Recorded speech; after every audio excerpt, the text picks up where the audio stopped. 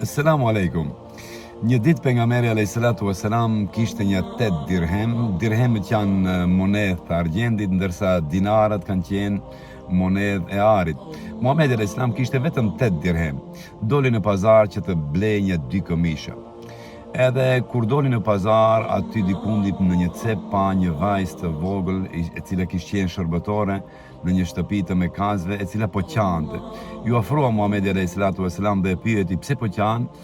Tha, o i dërguari i Allahut, unë kisha 4 dirhem, pronarët e mi më quan në pazar, më dërguan për të blerë disa gjëra për ata, ndërsa unë i humba, më ran, nuk e di ku kanë ran ato 4 dirhem.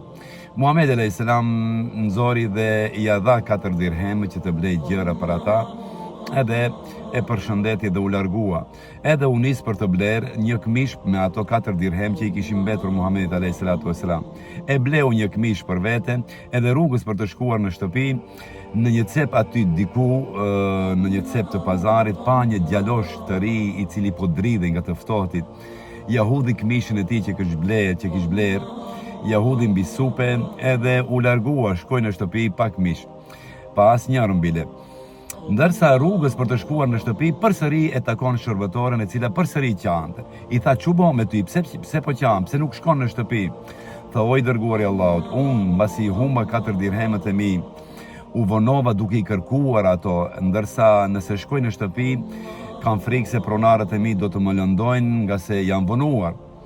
Ajo sikur donte që Muhamedi alayhis salatu wassalam të ndërmjetësonte mes tyre dhe mes vajzës për të arsyetuar vonesën e saj, edhe Muhamedi alayhis salam si diplomat që ishte, si njeri i mençur që ishte, e mori vajzën për dorë dhe shkuan të dy në shtëpinë e vajzës, në shtëpinë e pronarëve në fakt.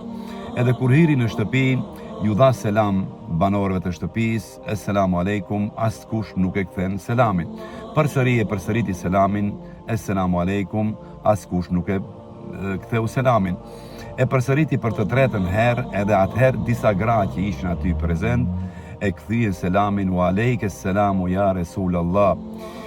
Edhe Muhamedi alayhis salam u habit dhe ju tha grave, tha, pse nuk e kthyet selamin e parë, as të dytin, e kthyet vetëm të 3-tin. Gra than, ja Resulallah, kishim qejf që shtëpinë tonë ta kaploj mëshira e selamin dhe ngrohtësia e selamit tënd, ndërsa ne selamin e parë ta pranonim në veten tonë, në heshje, edhe të dytin, edhe të 3-tin ta pranuam me zë. Kishim dëshirë që të ndëgjojmë më shumë zërin tënd në shtëpinë tonë, që të bekohet shtëpia jonë.